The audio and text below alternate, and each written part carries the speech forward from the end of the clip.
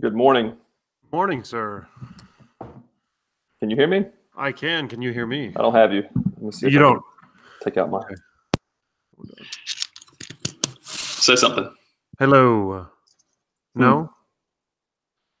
Uh, Now, try it again. hello.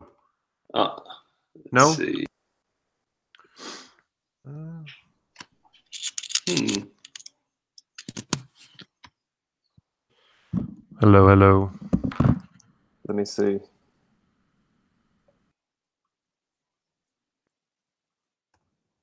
Can you hear me now or no? No. What should we do? I Should I don't try know. to click? I can't hear anything you're saying, but I guess you can nod. Should I try to click the link again? Okay.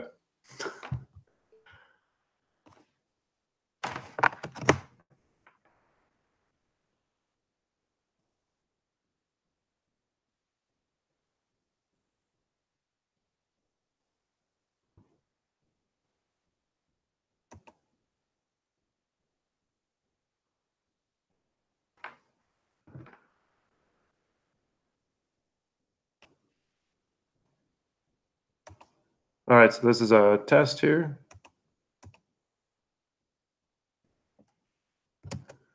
It's weird.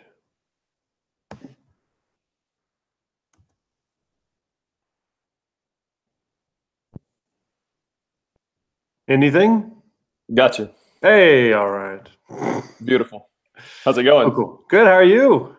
Good, man. How's Just- Rivers? Awesome. Yeah. Well, just in the routine now. I do the same Nice. thing every day. Yeah. Pretty interesting how that happens, huh? Yeah, but interesting that I enjoy doing it. Like I'm just I come home and cook and clean basically, but Yeah. there's a major purpose behind it, right? So at least for now, I still enjoy it. Yeah. No, it's a cool thing. And what, 3 months now or 4 or Approaching 3 months. approaching 3 months? And how's sleep going?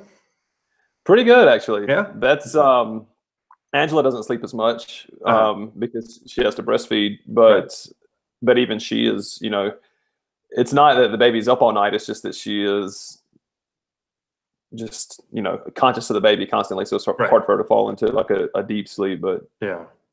but it's actually really good. He only Good. wakes up maybe once. Oh, really? Oh, wow. Nice. Yeah. That's cool. That's nice.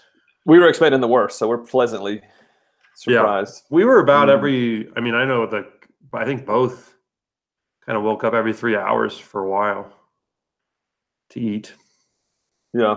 And then Yeah, I might be exaggerating. Maybe it's a couple times. Yeah. But then But they wake up and then you feed them for an hour and then you got to burp them for an hour and then they go to sleep for an hour and then they wake up again. That's pretty much it. Yeah. That's a routine. What are you doing at school? I just it's the first day of vacation and Diana is over in Europe seeing Louisa, her daughter. Mhm. So I'm single fathering it. So our nanny Olga came over to watch the kids and then I headed over to school just to do some work. Consummate professional. Yeah, just there's some stuff that needs to be done. And I'd rather do it on one day than have to do it while I'm with the kids. So yeah, I figure it's better to do that. I was thinking about that because my spring break is just starting as well. Yeah. And my brain is constantly forced into the job, right? Mm-hmm. And my intuition made me stop. I don't know why. It's not that like if I were just getting ready to be better, I think it would be okay. Mm-hmm. But there's like a stress behind me doing it. Like it's not purely, even though most of what I teach is what I enjoy, and that's kind of my excuse for it. Like I'm like, all right, if I get lost on these YouTube videos, I can at least use them in this next unit. Right. Yeah. But it's kind of like that thing where, and you may not experience this in your job, but like on Sunday, I start to kind of feel the hours counting down. Mm-hmm. And I was thinking, damn, spring break's just starting, and I've already got my mind where I'm going. Yeah. Anyway. No, it's difficult because I've always felt that I can't be as good of a teacher as I could be because I'm a parent, and then I can't be as good of a parent as I could be because I'm a teacher, kind of thing. Yeah. So it's I mean, it's just trying to find out what works best. And again, like I said, that's why we wake up if we want to do work, we wake up early in the morning to do it. So we don't necessarily have to do it around the kids. That's not always perfect, but usually it works that way. Man, my planning now consists of consuming a ridiculous amount of media to kind of curate for the kids. Yeah, and just because, I mean, this is kind of a negative thing, I suppose, but well, it's negative to say that I'm entertaining the kids. That kind of has a connotation to it, but it is true on some level. I feel like I'm fighting for their. Oh, hello, for their attention. Oh. Attention constantly, so I have to be totally relevant.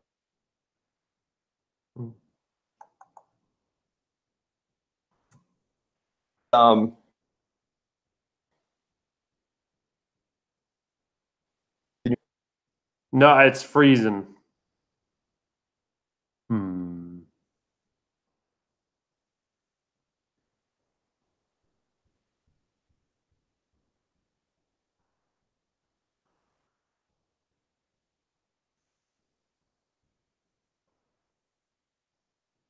So what is? You with me? Yeah. Are you back? Hello. I'm here.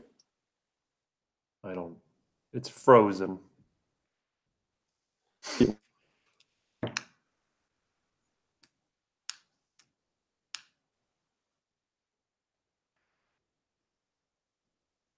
Here, I'm going to jump off and jump back on. Hold on a second. Oh, wait, no, you're back. All right. Hello. No. I think now. Yeah, maybe there's some solar flares happening. But you're saying you have to fight for their attention. Is that what you were saying? Well, yeah, and I was just yes, that's part of it, and I think that's part of the culture where I am. But I think it's as an institution, I'm saying, but I think it's also the generation of kids because they consume media all day, every day. Like I'll show the kids a show sometimes on Netflix if it's relevant to what we're doing, and they'll watch the whole damn series that week. Like if it's 3 or 4 seasons and like 10 to 15 episodes per season, they'll watch the whole damn thing. Right. Yeah. I don't even like just the amount that they consume is just unbelievable, man. Yeah. I don't know. I mean, yeah. So that's another reason. Have you looked at that book at all? No, I haven't. Oh man. Drop it up. Let's hear it. All right. Are you ready? Yeah. All right. Well, again, I can't. I mean, I'm obviously not going to do it as eloquently as the author, and I'll probably mess some stuff up. So Scapolo Mate, right? That's the guy. Well, he's like the partner, because it's really his name's Gordon Neufeld. He's a PhD out of I think University of Toronto or something like that. Okay. And he's a psychologist. Like I don't know which psychotherapist or whatever, but he works with a lot of families, and so it's been. I mean, he's developed this theory that's called peer orientation. And it has a lot to do with Freud's work on attachment. So I know a lot of Freud stuff has been like, I guess, blown out of the water or whatever as not true, but I think the attachment stuff is fairly accurate. But anyway, so the theory goes is that there was no such thing as youth culture until the 1940s. Did you know this? That sounds from what as I jog my historical memory, that sounds about right. Yeah. Sure. So that started in like inner city United States. So during the war, and then just things were happening. So there was no such thing as a youth culture. And then I guess what the theory goes is that once a society chooses the economy over the family, then things start to happen. And so what those things are is that as the parent, you need your kids to be taken care of, so that you can go to work. You also need your kid to become more and more independent quicker because you're tired, because you've been working, and like you need to go out to get to your work, all that stuff. So what happens is we send our children to daycare or school. the caretakers are outnumbered incredibly, between students and teacher, right? You don't we don't even take the time to be a bridge from the parent to the teacher. It's not like we all meet together and like you have your kid who hopefully is well attached to you as the adult and as the caregiver, and then you don't even transfer that to the teacher or to the other caregiver. And then if there's a lot of students around, what happens, or other children, is there's just not enough adults to attach to the child. And so what might happen, and what he has seen happen more and more and more, is that kids then they need someone. Like we fool ourselves. They appear to become independent, but all that means is they have, again, not all the time, but what that means is that they have taken their dependence and transferred it onto a child. So now they depend on their friend or another child, and they no longer depend on the adult. And so as the adult, you think that they are independent, but they've just reallocated their dependence somewhere else. And then let me back up too. So before the 40s, what happened, for better or for worse, the adults were involved in the culture. So as the adult, because we are mammals and mammals learn from their adults, right? How to live and everything, we would pass down our knowledge and our values and customs and all that to our children, so then that they could be part of the tribe and live whatever type of successful life that culture has decided was successful. Yeah. If you look nowadays, like all the weird, quote unquote, weird stuff that kids do, the reason we don't understand it is we are no longer involved in their culture. Right. And that's where that peer orientation is. They are creating their own culture without adults. I'm thinking of like an example in my head immediately as you say that too. Like, yeah. Well, like the Fortnite dancing. I don't know if you've seen that stuff like that. Exactly. I was going to say, even, just a minor example, and maybe you've seen this too. Kids will now watch other kids play video games. Yeah. Yeah. It's crazy. And that's, I make a joke. I'm like, yeah, I know I'm getting old now because I don't get that, but it's like, I really don't get that. Right. No, you don't, because we are outside of their culture.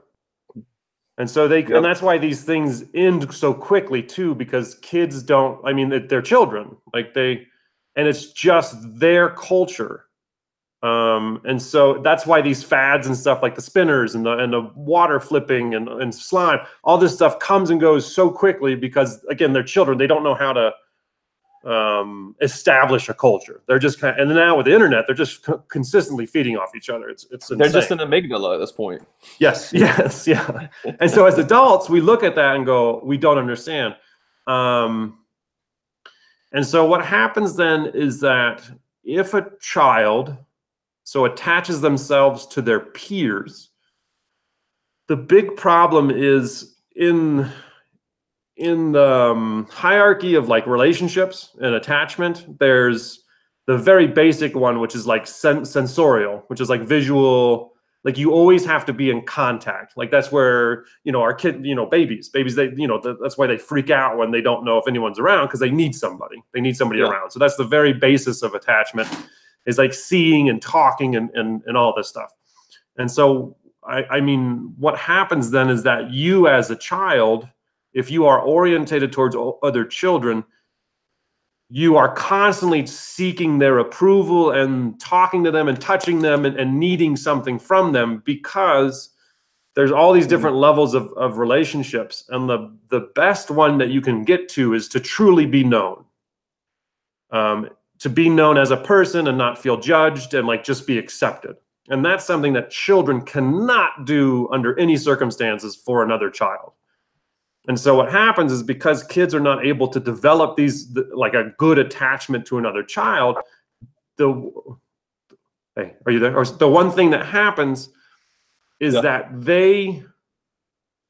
if you can't be your real self, then you hide who you really are. You don't show any vulnerability. And that's where this like concept of coolness came from. Like there wasn't like cool people before the 40s. So like the cool person is someone indifferent, doesn't care, you know, doesn't have much feelings and stuff, is very kind of even keel there. And so what happens is like your maturation actually stops. And so you don't become a mature being if you are consistently seeking your identity from other children. So, and so what happens, because as the parent or as a teacher, you're blowing my mind here. Yeah, no, the book is insane, man. It's just, I could only read like 10 pages a day because I would just get so upset. And so what happens is, as the adult or as the parent, what we have to do is we have to show unconditional love. Like that's how we win, you know, quote unquote win, for lack of a better word, is that we are able as adults to accept children for who they are and want them to do better, you know, just like we can do for anybody. But the evil and pernicious thing about peer orientation is once a child becomes orientated toward their peers, they no longer care about what an adult has to say. Like they won't talk to adults. They won't tell them their problems. They think adults, you know, it's all well and good. And so as a teacher, like if I backtrack and think about point in development. What's up? Oh, we pause again. What usually, like if they go to a public school system, a regular school system like we work in, at what point do you think that transformation takes place? I would say as early as 4. It depends on. See, right now it depends on did they. It's like when is it? Huh?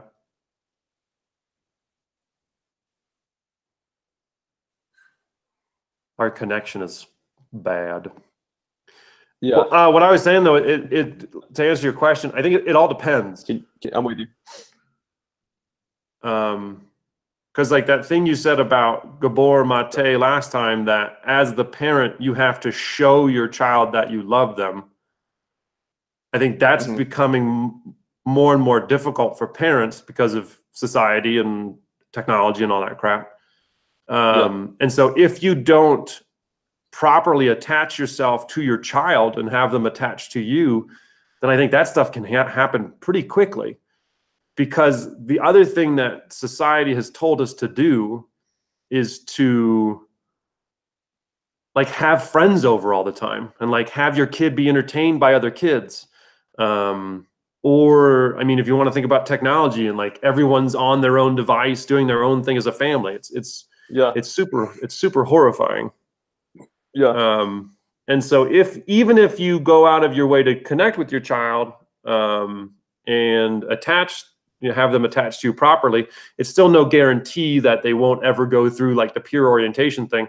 Because like even the authors of the book, all of their kids went through it at some point. Yeah.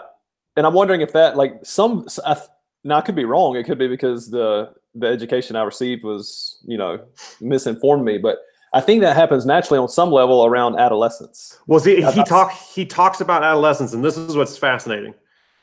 At least from his point of view, he says real adolescence and real rebellion is when adolescents rebel against everyone, including their friends. Okay. And so the difference there is that, and that's where like the kids will become obsessed with each other because they have that low connection. That's why like they'll hang out all day together and then go home, and the very first thing they'll do is get on their WhatsApp and talk to each other. Yeah. And so that's like pure orientation. And so, and they'll cut their parents out. They think talking to their parents is idiotic. They won't do it. But they put their friends above everything, their family and everything. And we've been sold that this is normal. And like he says, just because something's common doesn't mean it's normal. Right. There's no measure of health to be adjusted to a sick society. Right. And so if you think about it just on like a mammalian thing, like it just makes complete sense. Like they had this story in the book about wildlife preservation in South Africa in like the 80s or 90s. So they had a ton of elephants, and they had actually too many elephants. And so they had to do a call. They had to kill some. And so since the youngest elephants were able to feed themselves, they're like, all right, we'll just get rid of all the adults. So they killed all the adult elephants. And so I think fast forward a year or two, and all of a sudden these rhinoceroses, I think, or hippopotamuses were like, they would just find them dead. And like they thought they had a poacher problem. And so they were trying to hide and to see what was going on.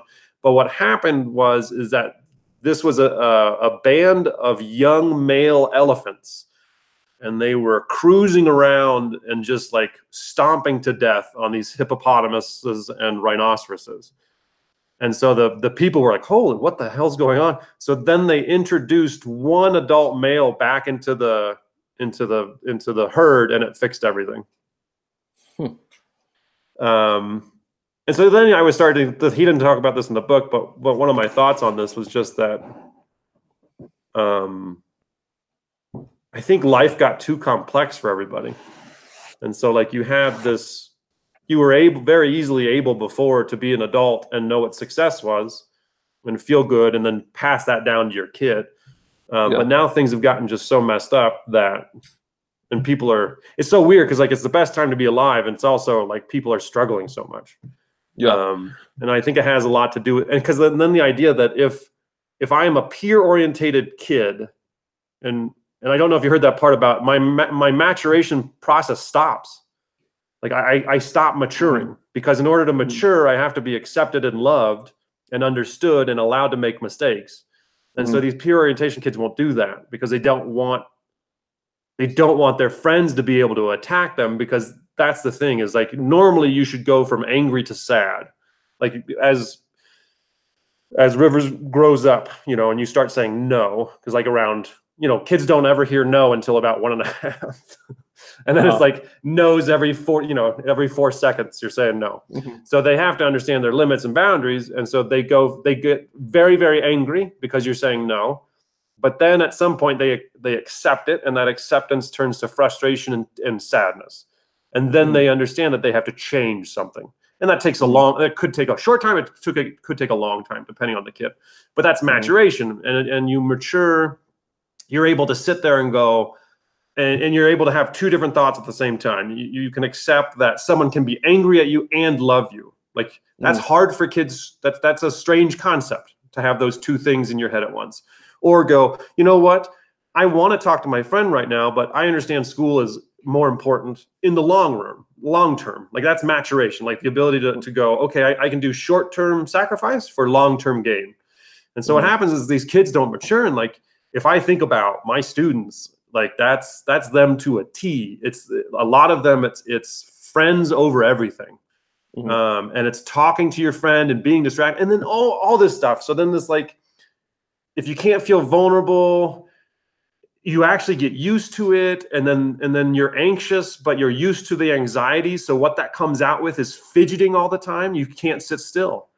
And I was watching a video of some random class in the United States, like a first grade class or second, and all these kids were just like moving the whole time. And I watched my students, and they're like playing with slime, and they have to be moving. And I'll look at them during brain break, and this kid's he can't stand still. And it's not like attention deficit or anything. It's just, I think there's a lot to this theory. Like I know now that I have to be careful believing everything.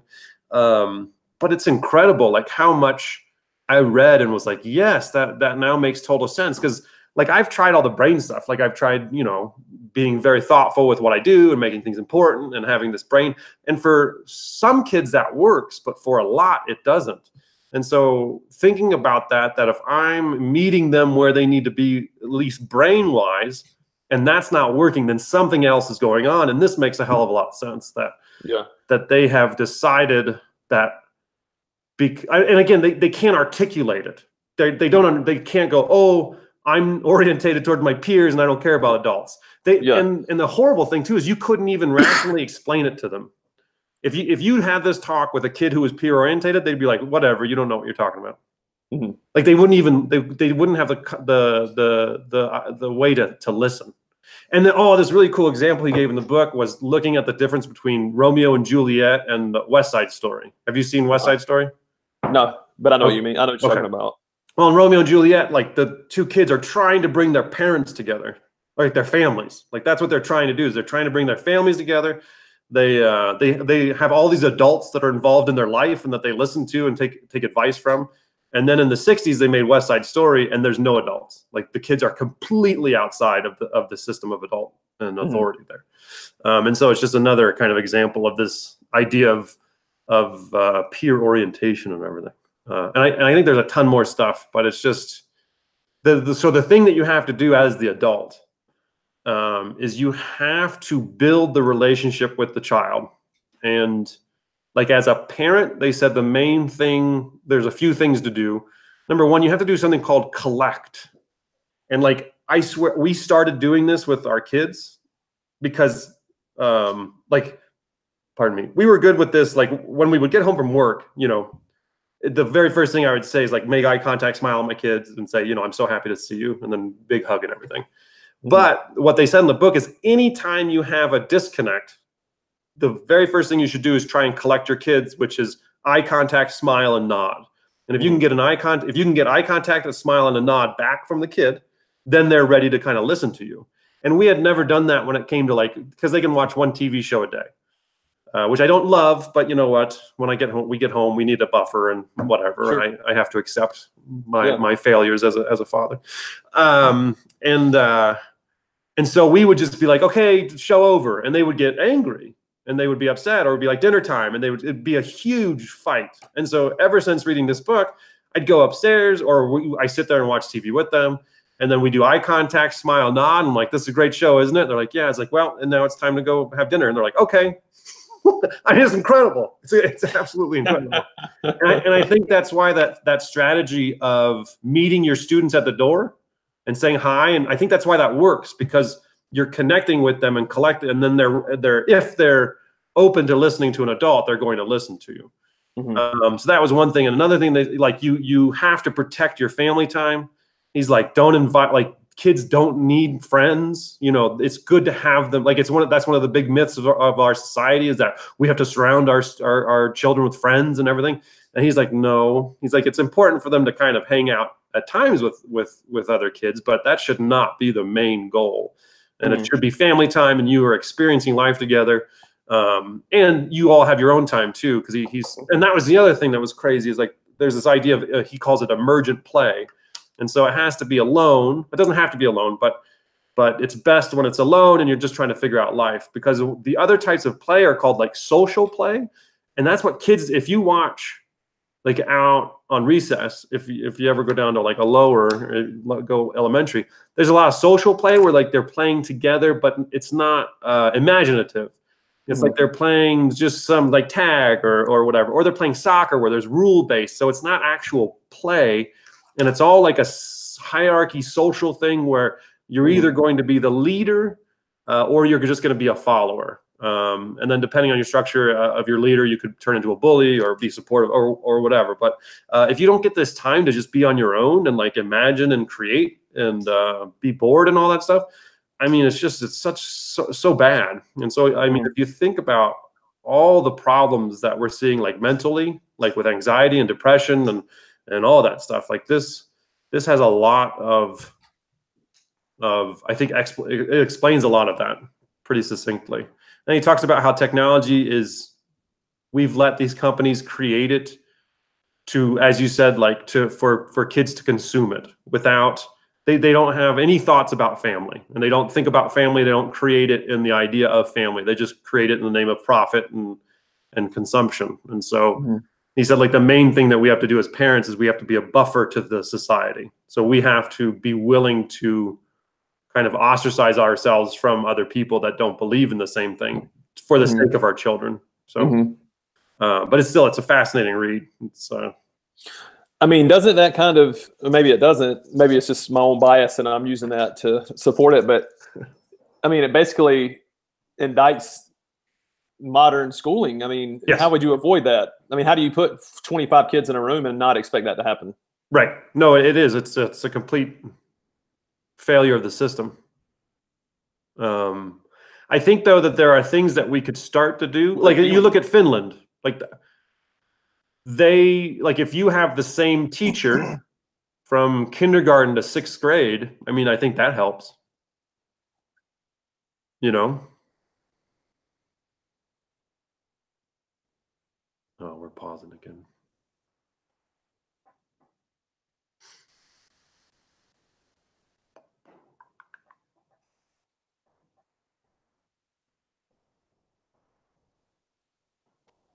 You back?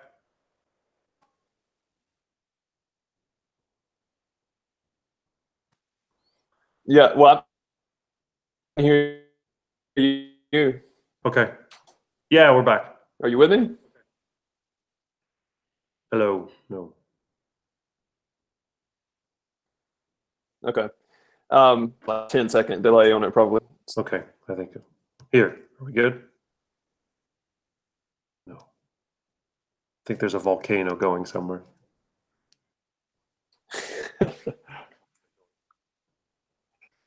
Hello. No. Okay. I can hear you. I don't know if you can hear me.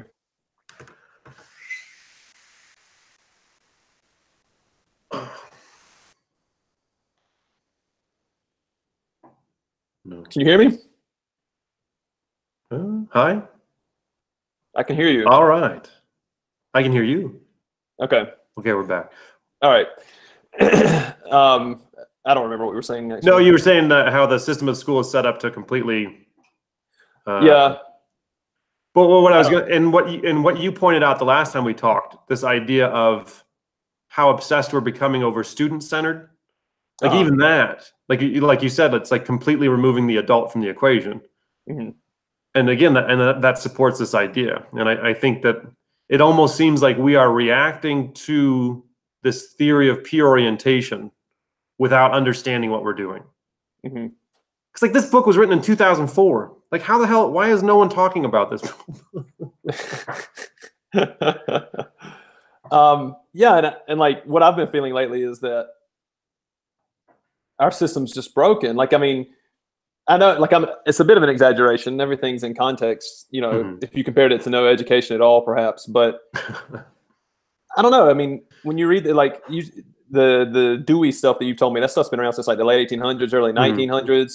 And we're still in a system, even the wealthy kids in the country, which is the kids that we work with, who should have the most progressive schools. They are slightly more progressive. They're still based on the same model. Mm-hmm. And this, you know, the peer, what do you call it? Peer orientation. Yeah, peer orientation is just another example of why it's just doesn't, like, you're taking the entity of a human and putting them in something that we created that's really not conducive to our social development, our emotional development, etc. It's like I see the school as a machine now, and we're putting the product into the machine, and we like force it to work. And you know, it does create. I mean, I don't know. It depends on how conspiratorial you want to be.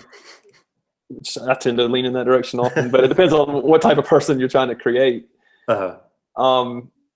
And I guess just as a teacher, I'm in that place now where I'm constantly questioning the morality of what I'm doing. Like, you know, it's easy to get on your high horse as a teacher. I'm like, oh, I work with kids and I'm trying to do a job. But I mean, again, major exaggeration, but am I the guard at a prison? Really? Yeah. And I've convinced myself that I'm doing something special or different or meaningful.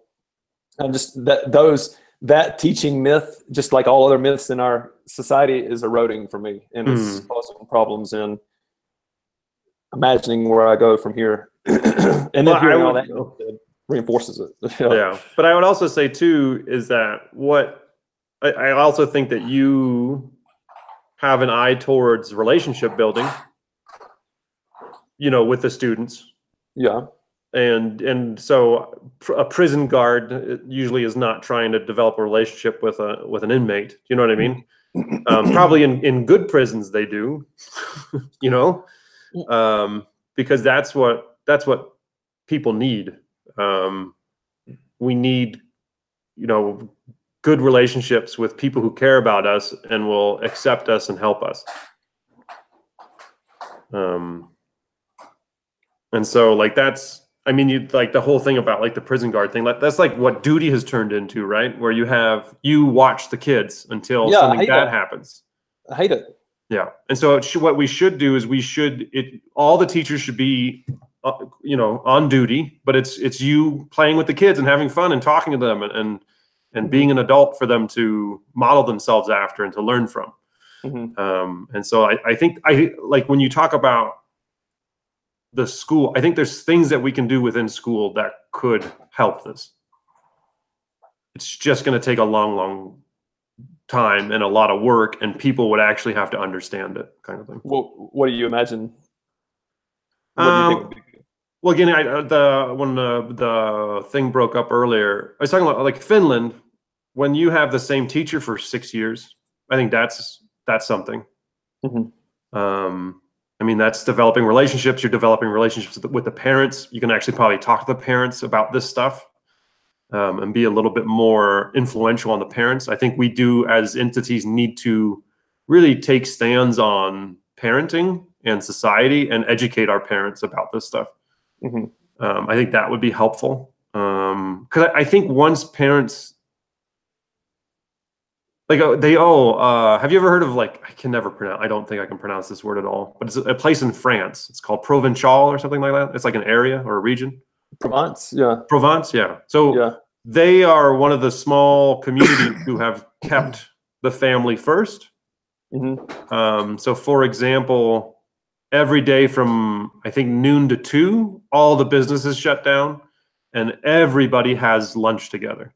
Like, I love that.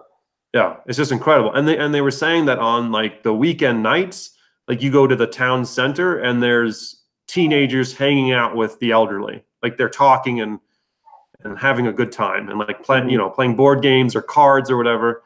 And it's not a weird thing. That's just life. And that's the other thing, like with society, is like we are consistently trying to drive adults into adult groups and children into children groups and adolescents into adolescent groups. Like I Googled family vacation, and then I clicked on the first link, and it was a blog, and it said the 10 best destinations for families. And every single one of them, when you read the descriptors, it was like kids club, adult only restaurant, nannies. People they don't want to be around their kids. That's the thing. They're like, get these fucking kids away from me. Well, and that's what the guy would say is that was the other thing. Oh, this was a very important point. Thank you for bringing it up. Is that when the child becomes peer orientated and an adult talks to that child, the level of disrespect and uncomfortableness that the adult feels coming from the child makes them not want to be around the child anymore. And so it makes them withdraw their feelings in themselves so that they don't get hurt by that kid anymore, which is like the absolute worst thing you can do as an adult for this kid who is peer orientated. And this includes parents. So what if a kid becomes peer orientated and you're not aware of this thing, because who is? I mean, I'd never heard of this before. Yeah. And you're not aware of what's going on. You're just like, oh, my kid is an asshole and I don't want to be around this asshole anymore. Like, so when we go on vacation, I want my break. I want their friends over so I don't have to deal with them, and I'll just fight with them every once in a while, kind of thing. So it's super depressing. You know, something else that it makes me wonder, and I can't remember if I've robbed this idea from someone. I'm sure I have, but there's this idea that regardless of how we develop intellectually, in regard to our emotional intelligence, most adults are at like the age 15. Like they never... And I wonder if that's related. Like I always just assumed it was a lack of attention to social emotional, learning. But what if it is based on this peer-to-peer? Because you said that their maturation stops. Slows. Basically. It's either stops or slows. Yeah. Yeah. Well, that's what they even become adults. What does that mean? What do you mean? You mean emotionally, intellectually? Like, right. I mean, obviously they learn to work jobs, but yeah. But like if you look around, like you think about adults, and you're like, what the hell is, what's wrong with that person? I think this is, I'm curious because I think I told you about adult development, about the 4 different stages. So I wrote the author of that book, and then one of the person that works with them responded back to me because I was like, have you ever heard of this peer orientation thing? And if you haven't, you need to read it like right now. And then if kids grow up in this way, do they actually become adults? like, is that the first level of adulthood now, or is, you know, I'm very confused about the whole thing. Oh, we both stopped again. The volcano has exploded once again and interrupting the signals, or the solar flares. Who knows? Just talking to myself. Mm-hmm.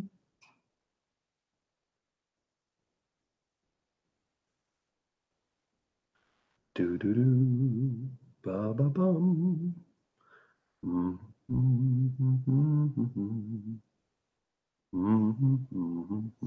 Hello. Hey, are you there? Hey, yeah, I'm back. Good. Sorry, I think that's my internet actually. No worries. I was just saying, like, like the first level of adult, which is called self-sovereign, which is like you basically you have almost no empathy for people. Like, it's really hard for you to understand where other people are coming from. You cannot control your emotions. You don't even know where they come from. You don't understand other people's emotions. You can't look at several interactions and like come up with patterns. Like, it's something that you can't do. And then you don't see gray anywhere. Everything's very black and white. And if someone brings up complexity and starts talking about how something is complex, you reject it. You think they're just being a jerk. They think things are very, very simple. Where do we pause again? And this is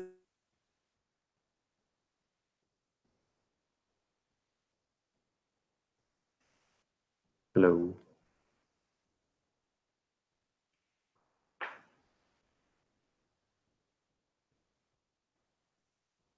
it's called adult maturation. I didn't hear that last part. It's pausing. Oh. Well, I was asking. So, what you were just describing is one of the levels. You're back. Yeah. You with me? Oh, it's paused. So you were describing. Now you're back. Yes. Can you hear me? All right. Nope, not anymore. What you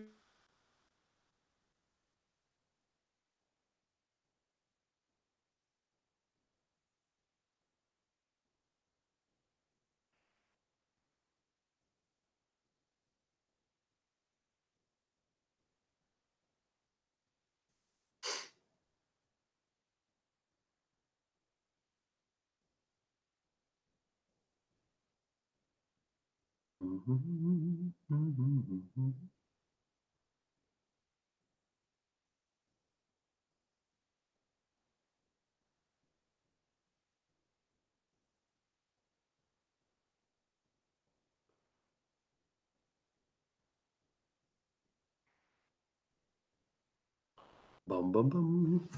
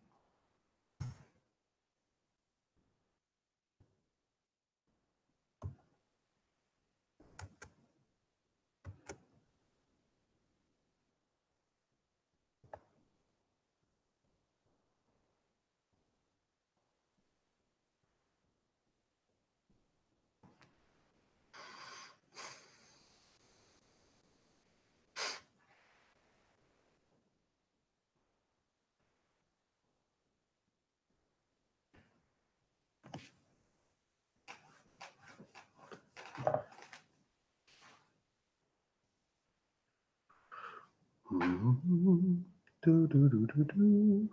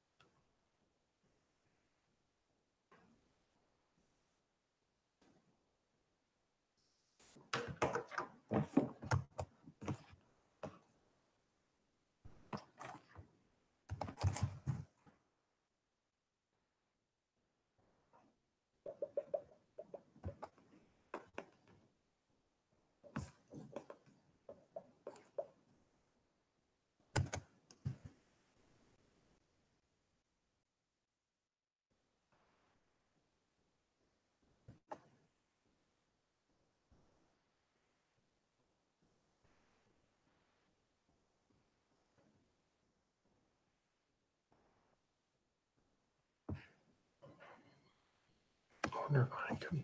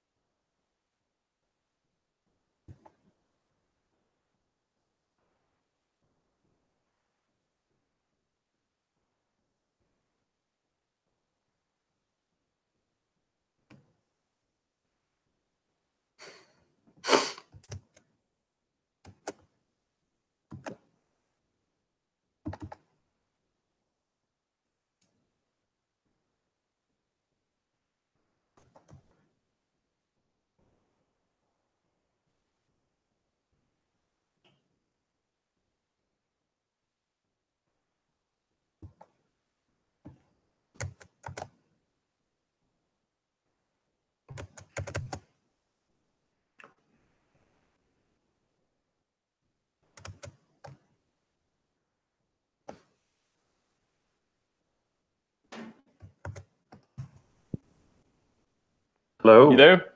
I am. Are you? There's no sound. I can't hear you. Again. Hang on. All right, hang on. I'm gonna try again. Hang on. I'm gonna jump off and get back on.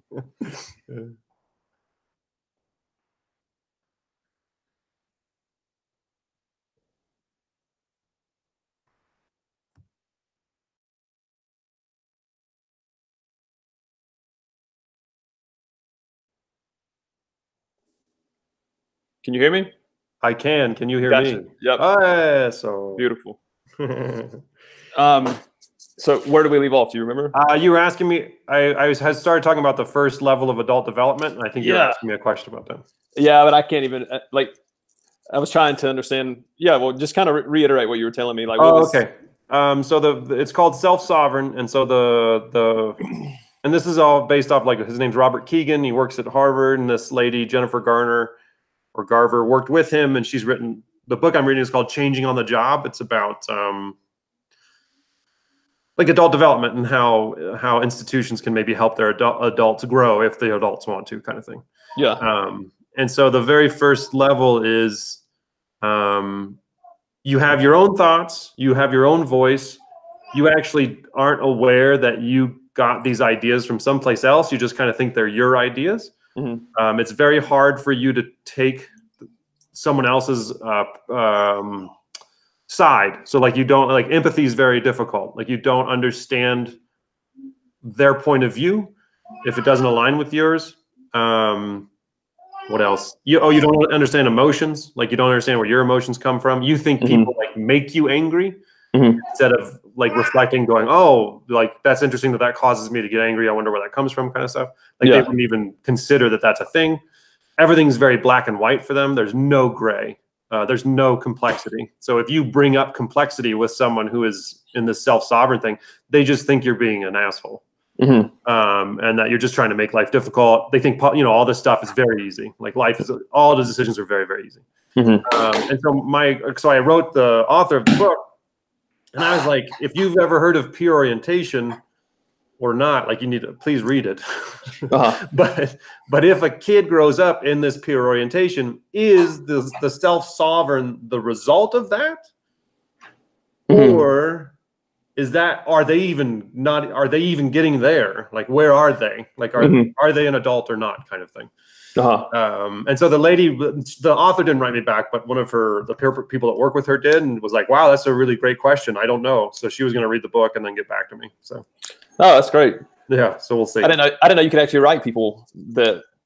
I found the author on LinkedIn, and then there was like a way to communicate. So I wrote her an email. And then I'm trying to contact the guy who wrote the Neufeld, Dr. Neufeld, to ask him about that same question about, like, because I think once you, like, that's human development, right? Like, going from a child to an adult. Yeah. And it seems like people are more focused on one part over the other, and, like, where's the connection? Because that's human development, right? So, but this is like the whole peer orientation thing is a result of having tons of kids in one place, which I'm kind of deducing is, like, in other words, an unnatural setting for humans. Yes. Yeah.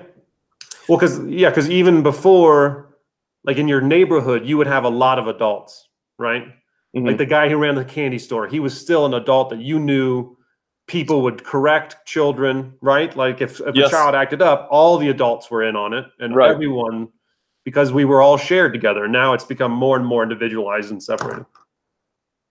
But you know, even this is not the point, but when you say that, because I remember that as a kid, like in my little town, you get your ass spanked by any adult. Like your neighbor could spank you and Right. his kid, you know, it's like that could never happen now. But I think for that to take place, that also means that everyone has to have more or less the same idea of what's right and what's Yes. wrong. That's you know, you dropped so much on me early on. But one thing I was thinking was that we just can't adjust. We can't keep up with the technological, with the pace of the technology. This, you know, and I'm sure I've said this before because I quote it all the time, but Aldous Huxley, the guy who wrote Brave New World and Doors of Perception, a lot of things, he said that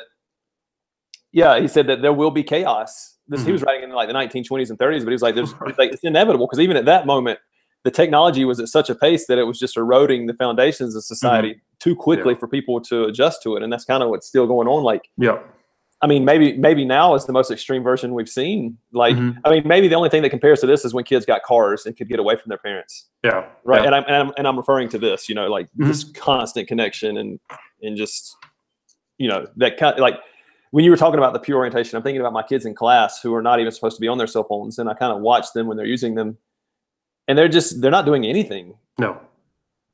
Not really. I mean, it's just like just the most pointless little conversations and photographs going, you know, pointless from my perspective. I'm saying they're not really getting deep into anything. Like if they're sitting on a beanbag in my class, I'll watch them. They'll just take a picture of the person they're sitting beside and send it. Right. And it's just constant. It just never ends. Yeah.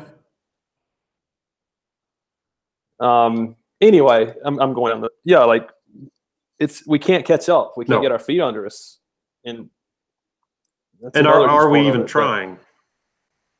Well, I don't think so. But when I had my son, you know, I had this notion before he was born that, and it's only been about 2 months now, so we'll see where it goes. But I feel like I would either sell out and just go with society, or I would become galvanized and be more radical. I think it's going to be the galvanization and becoming more radical, because A, I like that, and B, well, I mean, I just don't know. Like, you can't insulate the kid from everything that's going on. That's not going to happen. But just living in, you know, I'm going to say the right way. Not that there's a right and wrong way, but when I say the right way, I just mean the family unit, just what we know about human development. And, you know, as you say, I think the key to what you said early on was when a society trades the family for the economy, which we in the, you know, as Western, the global society now have certainly done that. Yep. Certainly. I mean, I've had kids, and when I first started in Austria, who were in grade 5 and their kids sent them to boarding school, they'll never see their parents again, probably, you know, except for like on summer vacations and whatnot. So to live in the right way, you have to become almost an outcast or radical or just very enlightened. Like you can't, it would be hard to go with the flow and make that happen, I think. Yes. Well, and you have to kind of find people who share your values too. Like that was his point. Like that, those are the friends you want to find, because you want to try and find other adults who will care about your child. And you want to find friends for them whose parents kind of think along the same lines as you do. Right. Which is hard. But why is that so hard? Well, I was going to say, why is that so hard now? Is it because when we were kids, everybody went to church and they just more or less had the same program? You know what I'm saying? Like the same paradigm, and that's why? I think we're missing that. And I think, too, he even brought up church and how now churches there's adult programs, there's kids programs, there's they're even separating them. Even there, yeah. Yeah. And so... Well, we've just become more and more individualized. I was going to say, like, things seem uncertain, right? Things seem chaotic in that Jordan Peterson type of way where people are looking for purpose. And yeah, I mean, it's a really weird time because the myths that have held society together are disappearing slowly. And maybe we're just in a flux where we're creating new myths, and then it'll be all okay, all right. But something big feels like it's happening. Yeah. In the middle of something. Well, and two, it's like technology, everything, like, what am I trying to say? It fools us. So like text messaging. They did this research. He talked about this in the book, and this was like, again, his update was like 2013 to talk about tech. So they talked about these kids who were stressed out about taking a test, and so half of the group texted their mom, and the other half called them. And then the half that called them felt better, and then the half that texted, nothing. They didn't feel anything, because the body and the brain understands that like the face is so important, and looking at people is so important. And so all of the connecting that people do online, for the most part, is like, it's our brain understands that it's not real connection, or and like our body understands that, but our self, I guess, doesn't, if that makes sense. Mm-hmm. But like this, like they said, using video communication, like looking at people, that's pretty good. It's not great, but it's better than nothing. And then they talked about too how like we don't have a handle on sugar, and sugar's been in our life for 1,000 years or whatever. Yeah. And technology has just, you know, especially this form, it's only been like 10 years. So it's just like, you know, good luck, everybody. Yeah. Well, and so that's kind of where I wanted to go too, is ask you, what do you see, like, other than having the same teacher, you know, as they move through school? And I would think, just sounding, because the gravity of the situation seems bigger than that. Like, what do you see as, I guess I have two questions. One is, how do you make the system that you and I work in more compatible to, you know, or more conducive to human development? And secondly, what's the most ideal way? In other words, I'm imagining it would be outside of that system if money and the time and resources, you know, were not an option. Right.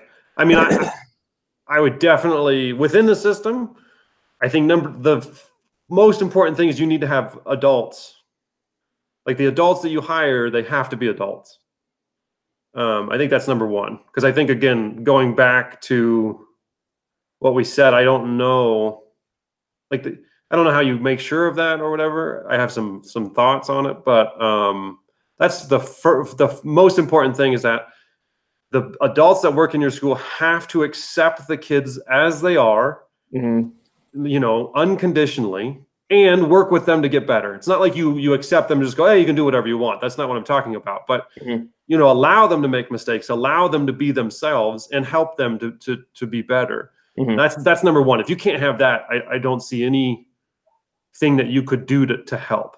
And so like the teachers need to be professionals, the administrators need to be, and I think you leverage the adults that you have. So like here at this school, like I'd have all the maintenance department and serving, all those people, I would try and split things up into like neighborhoods. And so like the grade level would be like K4 through, like one neighborhood would be like K4 through 5. I would try to keep the same adults in there. Maybe you don't have the same teacher every year, but you know that group of adults, you stay in that neighborhood the whole time you're at school. And you bring in as many, and you leverage the parents. You know, you have a ton of parents. And so if you can get parents on board, and who are willing and able to come in and do some time, maybe not with their own kid, but with other kids, I think you can leverage that. And again, we have to say that adults are important. You know, and I think that a lot of people now would like reject that, go, whoa, no, it's all about students and their choice. But it's like, if you really start, and again, I think this is probably a reaction to this whole peer orientation thing. It's like, we are grasping at straws, trying to get kids to give a shit. Yeah. And so if you're an adult orientated child, you give a shit. You give a shit about, like, you care about the adult. You will listen to them and you will do what they say. Yeah. And that's we've lost that. I mean, for me, that's apparent. I have, like, I think about myself growing up. That was me. I mean, you told me to do something, I would do it. Like, I didn't talk back. I just did what I was supposed to do. And and again, and I almost think too that this is our comeuppance as a system. It's like we wasted that time, like as adults and teachers. Like the crap that we had, like us do growing up, like we almost fostered this thing about, like, you know, how education was, you know what I mean? So we almost deserve this on some level because of the crappy education we gave to kids. But again, I think too, if we're not thoughtful about what we're doing, we're going to really mess things up. And that's my big concern now in education, is like, obviously everyone thinks they're doing the right thing, right? And so they don't foresee, even like this whole system. I'm going to the systems training, and so you have these people who are really passionate about systems and systems thinking, and they're making changes to their educational institution with no real, is this the wrong thing to do? You know, no real thought about that. It's just like, oh yeah, we put the kids in the driving seat and have them do all this cool stuff. And it's just like, you know, slow down and think, you know, what could possibly go wrong with that? And my other fear too is that what I've come to realize is that in education, well, no, I shouldn't say that. I'm worried we water stuff down. So like, for example, like that adult development stuff, I went to a workshop from when I went to the ASA conference, and I gave a session on the brain or whatever. I went to an adult development conference, and it somewhat aligned with what I'm reading, but it was a lot nicer, if that makes sense. Okay. Like adults could go up and down the spectrum whenever, like it was not as drastic as what I have read. And so I think sometimes, as in education specifically, it's kind of more warm and fuzzy, and we want to make sure everyone's included and no one's better, and like we're all equal kind of stuff. So that's a big worry. It sounds like, you know, with the neighborhoods and whatnot, you're essentially talking about making a system more like a humanistic system. Like, in other words, looking at how we've developed as a species, and then trying to integrate as much of that as we can in a way that's useful. And I don't know what that means. I mean, I don't even know how you would. We would have to. That would be a big conversation to talk about. Like, well, how do you create a system that's humanistic? What does that mean? And what are the aspects of humanity that are naturally conducive to our development? Like, I think one thing that you've said before, which is super interesting, is the rule of 150. Yeah, that's an example of what I'm talking about like taking these things we know and integrating that. But, you know, there was this part of me that I have to admit, because I don't know where this comes from, but when you were saying it and you were talking about the importance of the adult, and this one voice or this one sentiment is, yes, I agree with that. And then the other part is the part that we all hate probably, but it's the truth. And I'm thinking, but wait a minute, I know teachers, and I wouldn't want my kid to fucking respect that person either. Like, I hate to say, not to disrespect them, but I wouldn't want them to just give all authority to them just because they're an adult. Because because, you know, when you and I were children, I don't know. I just feel like, I don't know if things are changing as far as adults themselves go, or if we're just changing the way we perceive it. But I don't want my kids to totally bow down to authority the way that I was taught to. And it never necessarily worked out badly for me. But when I think about the kids, like when I think about some teachers that kids complain about throughout my career, I have to be honest with myself and be like, but they're right. They're actually right about that person. Right. Yes. Yes. Okay, I'm going to rant just for a second. And then no, please do. And then, because I was thinking about this last night, and that takes me to this. How could a school truly identify exceptional teachers? Because I had this really arrogant thought that, you know, if the public school system in the U.S. would identify those teachers and then let them come in and just be like, all right, now stay out of my fucking way and let me do this shit. Like, let us, the teachers, plan this thing and you watch. And you've already messed this up. So let us, through our X number of years of documented success, I don't know how you would do that either. How would you document that? But so that's kind of the end of this rant. Like, how do you identify the teachers that you would want kids to respect and give authority? I don't know. What do you think? I think that let's see, to collect all of that and unpack it. The adult is super important, because yes, I agree. I don't want my children listening to an adult just because they're an adult. Like, I want the adult to be, I mean, I say this, I want them to be able to wear their big kid pants. Like, there's a lot of adults who don't, like, they aren't willing to sacrifice for the greater good of something else. Like, they want what they want. And I want my kids listening to adults where our values are aligned. And I also want them to go through that, you know, questioning authority and questioning everything. Like, that's a natural human process. Is that you get into adolescence and you're like, you know what, I'm going to figure this out for my, I've heard all of these things. I'm going to reject this. I'm going to change this. And so I think that that's part of the overall process. And then to answer your question about like how to tell exceptional teachers or not, I get very nervous about like, what is, okay, ¿cómo estás? Like what is exceptional and how would you measure it? Because once you start measuring things, you really start screwing stuff up. So that would be really interesting to, I don't know if you talk to kids about it. I have no idea. But I'm just thinking about, I'm thinking about my own hiring process and like how many times schools have hired me and not really knowing what I am, whether it's good or bad. Like, you know, the formulaic questions that you get are not, I mean, that's just going to show that you know at least enough about the game to answer the right way. Right. Like if I walked in your room, what would I see? You know, you would see objectives written on the board. Of course you would. You know, all the stuff that you have to vomit up, which is not untrue necessarily, but certainly you're not going to be able to determine if you're really going to get higher. Right. Because to me, and this is where you and I meet and what we agree about, like a truly good school where I'd want my child to go to would be a community. Yes. It would be a village almost. It would be of enlightened people, of people striving, not necessarily for the same thing, but with, as you say, similar values. And you would have to have longevity. Like you can't have teachers that come every 2 and 3 years and bounce. Like that wouldn't work either. No. Yeah, that's a really, I think for international schools in particular, like the struggle is real. And how do you go about creating an established, long-lasting community that is not just the kids?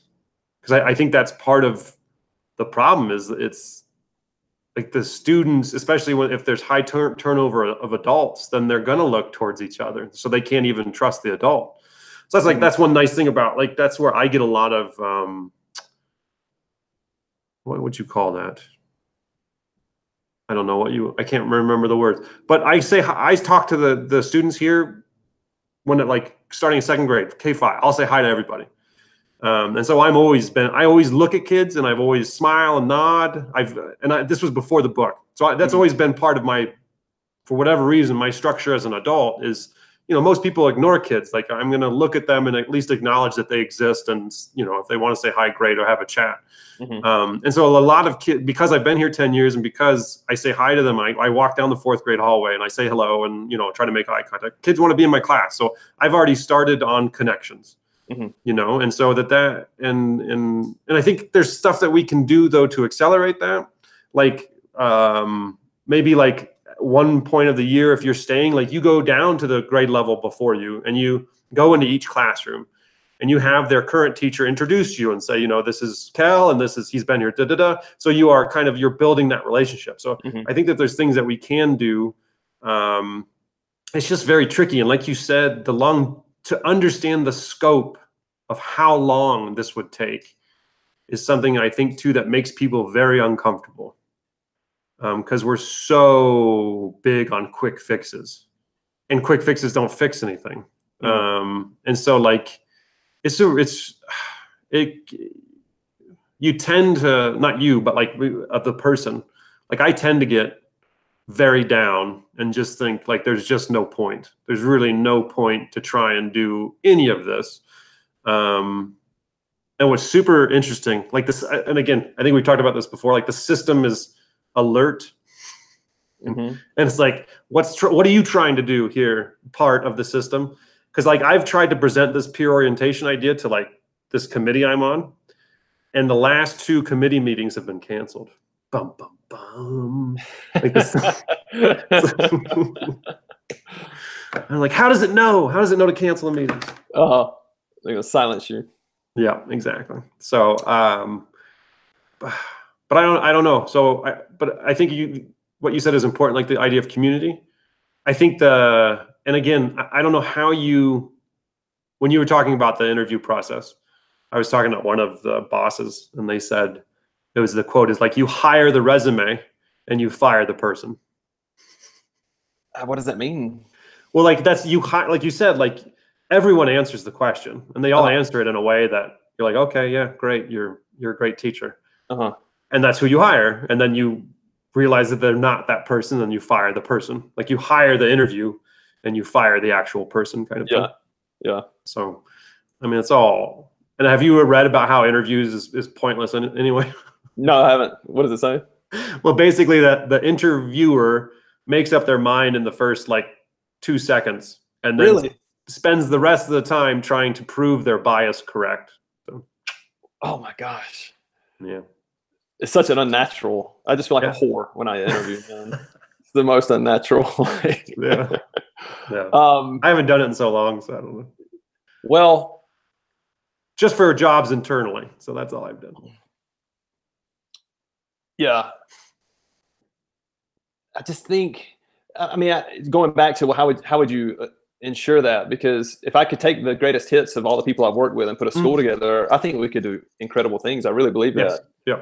Yeah. So that goes back to the humanistic part of it. Like, it almost seems like you'd have to work off of recommendations. It would have to be someone who knows this person. Like, I don't know how you would quantify, as they say, there's a quote that's something like, the impact of a teacher is, in other words, you'll never know in this moment. It'll be 20 years from now if you had some impact or not. So how can you possibly document that and show that? But I just feel like that's a major key to everything that we're talking about. Like, I was already imagining, like, as I look at you in your classroom and I think about, we've created little, the literal physical space we've created as a factory, it's just, so how do you take that and make it into something else? But I do think, like, at your school, particularly with those wings you have, that's interesting. You could definitely do the neighborhood thing. Like, it actually, in its spatial orientation, you could actually do it. And it's just so frustrating. And I know you feel this way too with kids now. It's like, but that's not going to happen by the time my kid is ready to go to school. Right. And that's pushing me into this, this radical direction where it's like, okay, I got to really think outside of the box and figure out where to go from here. Yeah. And maybe the easiest solution is to, scour the planet for the 1 or 2, 3, 4 handful of institutions that actually align with everything that we're talking about. But I mean, that may not be a solution either. Or you homeschool. Well, I hate to say it, man, but that's the other thing. Like, when I get down, as you say, and we feel like the system doesn't work, like, when I'm looking around, I'm like, how many kids have I really impacted? Like, I feel confident that I've pushed high kids higher, but I don't know how confident I feel that I've raised kids up that were really low. And that pushes me into thinking, well, how important is the school compared to the family? Like, if your parents are smart, you're probably set already. Right. Yeah. I don't know, though. I mean, maybe I'm totally wrong about that, but how many kids really end up being that different from the conversations that take place in their home? Right. Well, at this point, it's the kid over the school. Like, they haven't really proven any sort of, at least as the system, like, it's, again, your parents and your experiences that way are probably way more important than whatever school you go to.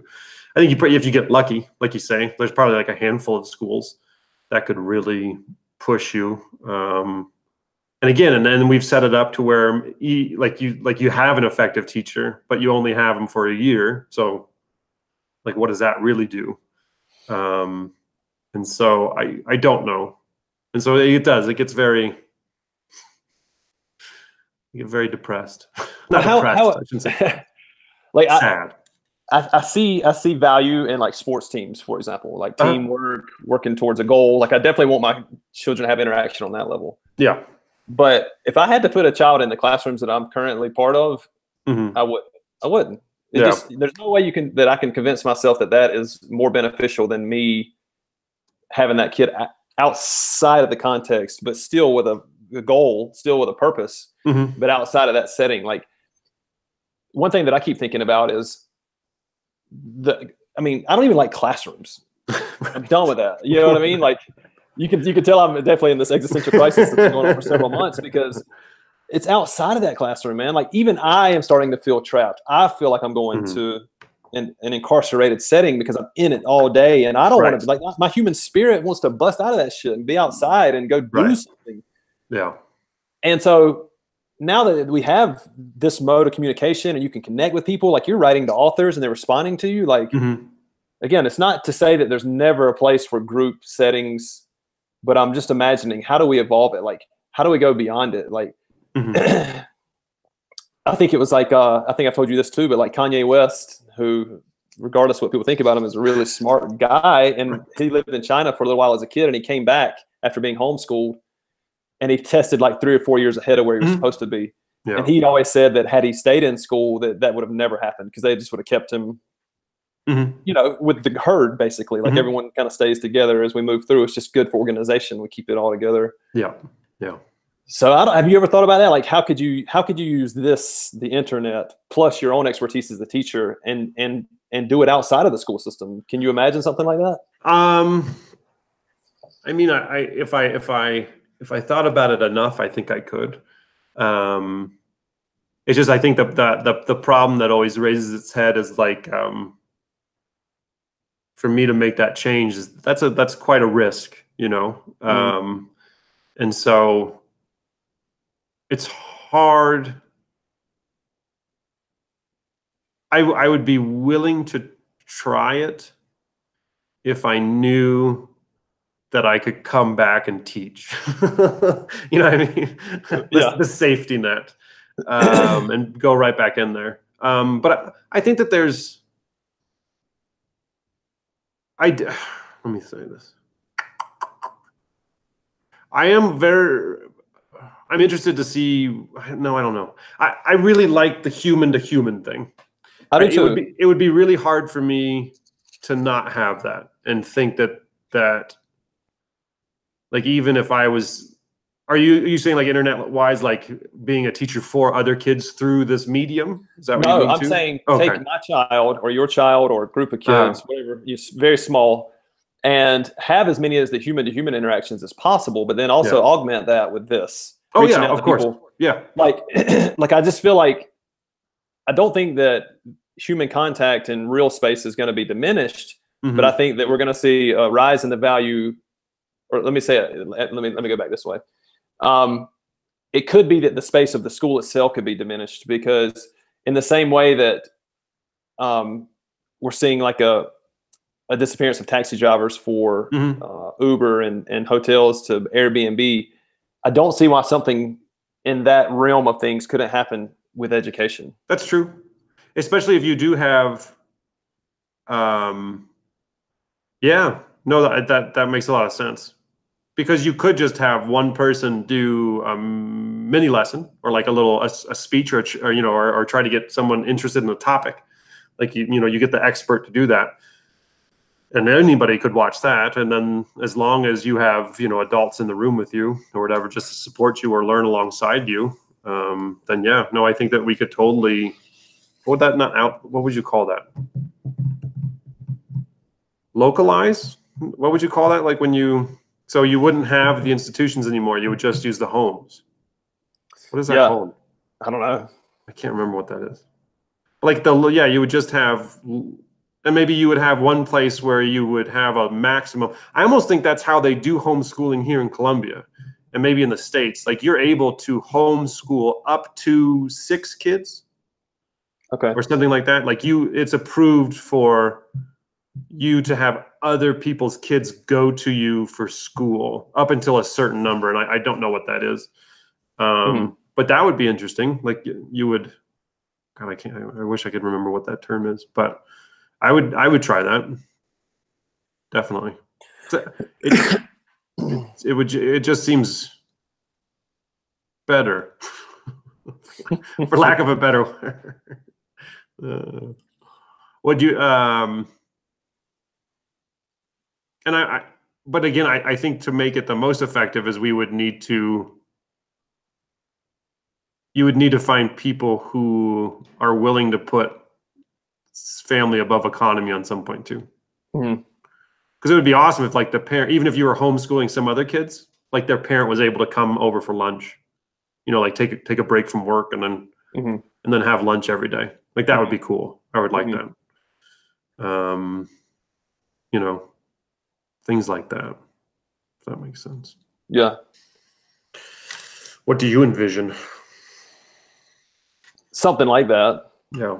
I mean, the easier, less scary way is to find an institution, which I've identified a few around the world, but that's just on the internet. I mean, you got to go there and be part of it to really tell.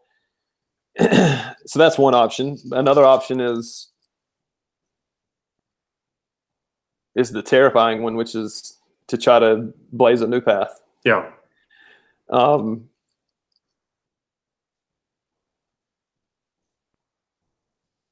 I keep coming back to that. Like, you can just tell the kids who grow up in an educated family, because it's just, they can't escape it. It's just obvious. It's just constant. And all the data supports that too, right? Like, I think you and I've talked about that, where something like an impoverished, like a kid who comes from an impoverished family, it has something like 2,000 fewer words every time they're 6 or 7 or however many words. In other words, just their exposure to vocabulary is going to be different if you come from a family. So I guess I don't know what I envision, but I can tell what I don't want. And I guess what I'm saying is, just because it's a quote unquote institution of education, because I've worked in them for 10 years, that doesn't convince me. Right. I don't give a shit about that. Like that, you're not going to make me feel like my kid's getting educated just because of that.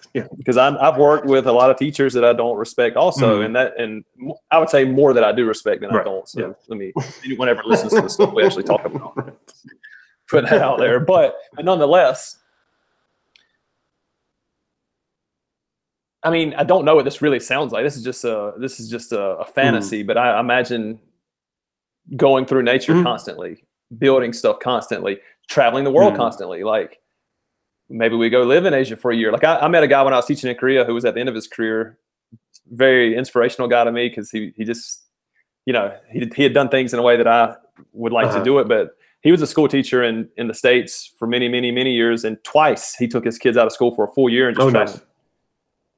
And one thing that was interesting, and obviously the kids didn't suffer; they seemed to be really successful. But they particularly traveled in Asia, and he said one thing that was interesting at that time period. Of course, the technology was totally different. The kids my age, more or less, and he said his kids became readers. They actually started reading on those travels because they wouldn't have TV that had the language that they understood. But yeah, I want the classroom to be the world. Like. That's the thing. Like, in my class, even now, as I critique myself, like, my kids, if they are actually trying to participate, are getting bombarded constantly with like ideas that should make them curious. But it's just intellectual. That's what it's like, masturbation almost. It's just, we're sitting in a fucking room doing it. Right. I just get so sick of that. Yeah, yeah. Ooh, if you find kids not being curious, that can also be a byproduct of peer orientation. Well, just so when I don't know if we can just take pure rotation and like stick it on everything, but as you were describing it, I was like, holy shit, that is exactly what's happening here. Constant teacher turnover. Because I talked to the kids. Like, I'd be like, does it bother you that the teachers leave constantly? And they're like, no. Yeah. Why would I care about an adult? I just need my friends, Kel. That's all I need. Yeah. And it's funny too, because you talk about that level of disrespect. Like, here, I felt that, and it just infuriated me. Because it's so unnatural. It's so unnatural. Yeah, and it's funny too to see how many different theories I created, but it's actually pretty well summed up with this idea of peer orientation. Yeah. It's interesting how I think it's so cool how people come to the same idea, but even like just through living. And maybe you had all these different pieces, and this guy put it into writing in 2004, and you've never heard of it, but you were still on the way to this kind of idea. And I always find that kind of cool about us humans, is that, and like what does that really mean, and how connected we are, and how we aren't really that, like, and we've talked about this before, like, what is the self, and who am I, and what does all that crap really mean? But just to think that really there's nothing overly special about us, except like it's our genetics and our experiences, and that gives us these thoughts that we have. It's really, I'm not doing, like, the thinking that I'm doing, I'm probably doing because of everything else that's happened before. It's not like the whole free will thing, I'm not sure about. So it's interesting that if, depending on like what happens in your life, you have these series of things that lead you to this idea that also someone else came up with too, which I just think is like a cool thing.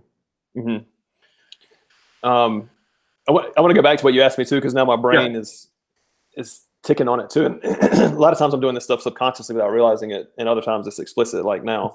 That's called diffuse mode, Kel. What is that? No, good, answer the question, then I'll tell you. Okay. Well, I'd realized even before I had River that I want to be around him all the time.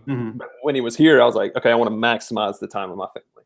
So I'm trying to also find ways to, and I haven't done anything. So, when I say I'm trying to find ways, like, I've done zero. Well, zero as in I've tried. You'll see what I mean. I want to create passive income. I want to live like a wealthy person but not with the materials of a wealthy person, with the time of a wealthy person. I want to be time wealthy, you know? There you go. Yeah. And I don't mind being poor in a material sense, to be honest with you, to do that, to create that level of freedom. So the idea that I think that I'm working on too, if I can't find that institution that I want my kid to be a part of, I want to be as free as possible to apply my expertise as a teacher in some type of homeschooling setting. And I actually don't imagine, like in this imaginary future, I don't imagine my kid never going to school. I just don't imagine me giving him to school in kindergarten, first grade. Like I want him to develop.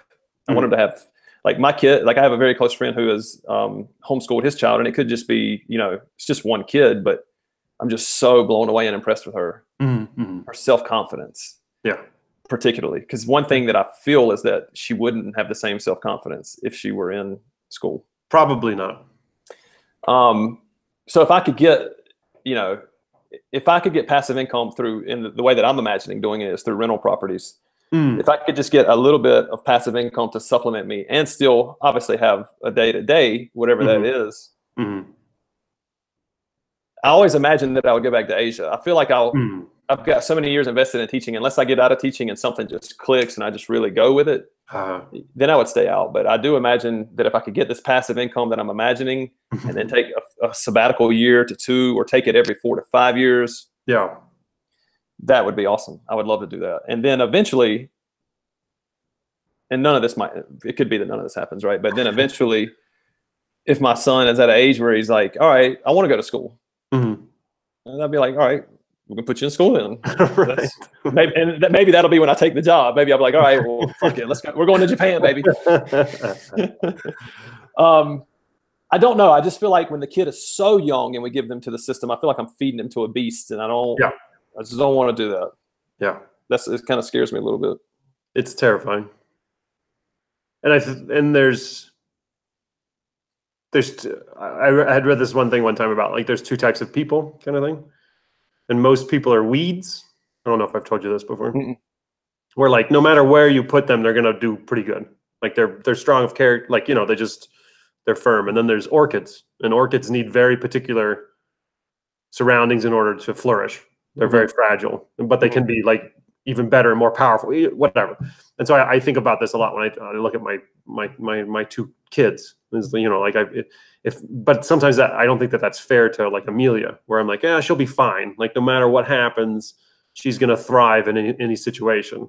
Yeah. And like, I need to stop myself from thinking that, because that's probably not true. It's probably not true that any situation, like, you know, for her, obviously there's gonna be some situations that are gonna be horrifying. Like, she should not have to go through that kind of thing. But then, like, with Joaquin, like, we're very particular because he's just he's a different kid. And so we're very nervous about him entering school. Really? Yeah. He needs love, you know, like, he needs a lot of love. And so that's not all I care about. It's like, that's all I want from a teacher. It's like, I need you to love my kid. It's like, I don't give a shit if you teach him anything. I don't need him to read. I don't need him to do math or anything. I need you to love him and accept him for who he is, and then let him, and, you know, and help him to grow. Oh, because that's the other thing. Like, you talked about that kid with the self-confidence. It's probably because their parents accept her, right? Well, and, like, she makes a mistake, and it's not like you're awful. It's like, well, let's learn from this and move on. And so you get a sense of yourself, and you understand who you are, kind of thing. And she's such a little artist too. She's so eccentric. And she was eccentric even because both of the parents are eccentric. Obviously, if you homeschool, you're probably on a different wavelength, right? Right. And that's the thing. And my friend was telling me that, as far as, like, even at a young age, because I saw the little girl grow up. I know what he means. Like, she was just very different, really, really intelligent. But they would have beat that, not literally beaten, but that would have gotten beaten out of her in school, I think. Yes. Yeah. He didn't, and that's because he didn't make that decision. He was just, as the school years approached, he was like, man, I can't give her to it, because I know that they'll crush that. They'll take that out of her. Well, yeah, because you have to conform, right? Yeah. Yeah. And so to see who she's turned into, which is just an eccentric, self-confident, you know, really bright kid, like, it's really inspiring to me. Yeah. And her mother, who has done the homeschooling, had no idea what she was doing in the beginning. Right. And now when I talk to her, she's really talking pedagogy. Like she knows what she's doing. Yeah, that's cool. And so I'm saying this kid turned into that with parents who didn't really know what they were doing when they started. Right. You know, people who think they can just homeschool are so in over their head. Are they? I mean, not to say that you can't do it, but you just really, it's just like me thinking, because I read a couple blogs or websites that I know more than this doctor knows, right? Like it's just, it's absurd. Yeah.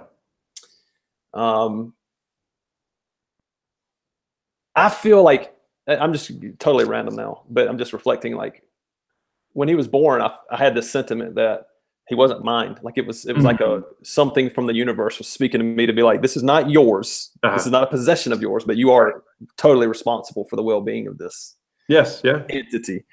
And I just keep thinking about that. And that's why I'm like, I can't give him up to it. I can't just throw him in there.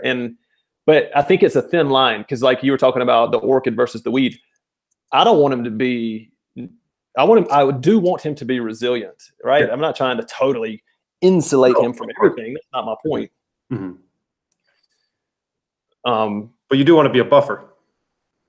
Sure.